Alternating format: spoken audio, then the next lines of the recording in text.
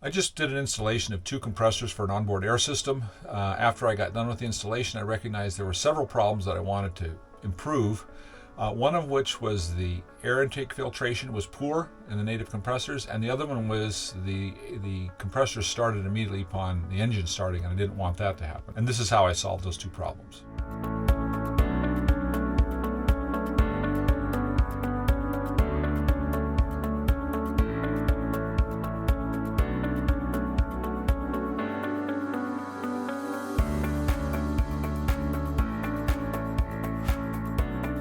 Inside this 7 cubic foot a minute all-top compressor, which is absolutely similar, if not identical, to many others of its design, this housing sits inside of the compressor, and then this fiber washer fits in it, and this is your air filter. This tiny little piece of foam is your air filter, and then the cap goes on it. And it draws air in around this cap, which has got to be a restriction in itself. So if you believe that this is an adequate system, I have a solution, and that solution is to use a 60 millimeter motorcycle air intake filter, which fits perfectly in here, and I can show you the little brackets to go along with that. I've never really been very happy with the air filters on these compressors. It's a plastic cap and a little tiny foam filter, and I'm not sure what that is. And there's a plastic insert in there. And so I've decided I want to replace these. And what I've just found that I think is most excellent is this right here. This is a 60 millimeter air intake filter for a motorcycle. This is the piece that fits inside of here. 3 screws hold it in. Take that out.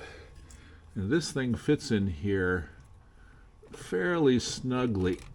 I really wasn't very happy with the fact that this filter just sat in this groove. It not a good airtight connection, not a good retention connection. So what I've done, and I'll take it apart and show it to you in a minute, I've made a center post screw, just about like a air filter on a lawnmower.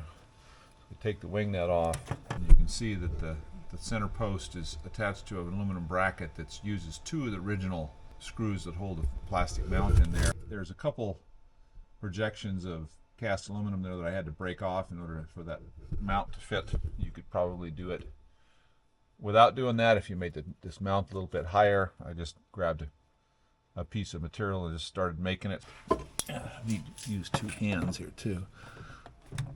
There we go. 2 hands is the secret. But unfortunately, the other compressor is mounted in a position where I don't have enough room above it to do this. But I think this is a really good solution for air filter for the compressor. Wish the manufacturer would have done it originally. One of the problems that I have with my onboard air system is I have it run all the time when the engine's running to keep the air tank full. I don't use it just for inflating my tires after I've been off-roading. I use it for air brakes for my tow vehicle, and I use it for my air horns. So how'd it feel to use that horn? Air horn, so I want it to be pressurized all the time. But I don't want it to run right after I start the truck. The glow plug cycling, the warm-up cycle of the engine already consumes a lot of energy, and I don't want to have the compressors consume more. So what I've done is installed a time delay relay in here in order to delay the start of the compressors for about 2.5 minutes after the engine starts. So this relay is programmable, and it allows me to program any delay that I want. The air compressor not only had the time test in the shop, but shortly after we recorded this project, we had a tire blowout heading into the Phoenix, Arizona area. Pulled over on a busy interstate, we swiftly got the truck jacked up and the spare tire installed. The new air compressor made a quick job to inflating the spare tire to the proper PSI. The other compressor only has about, maybe 3/4 of an inch of height before it hits the edge of the pan, which is also the edge of the frame here. So unless I'm willing to try to scoot the compressor down, which I may do, not today.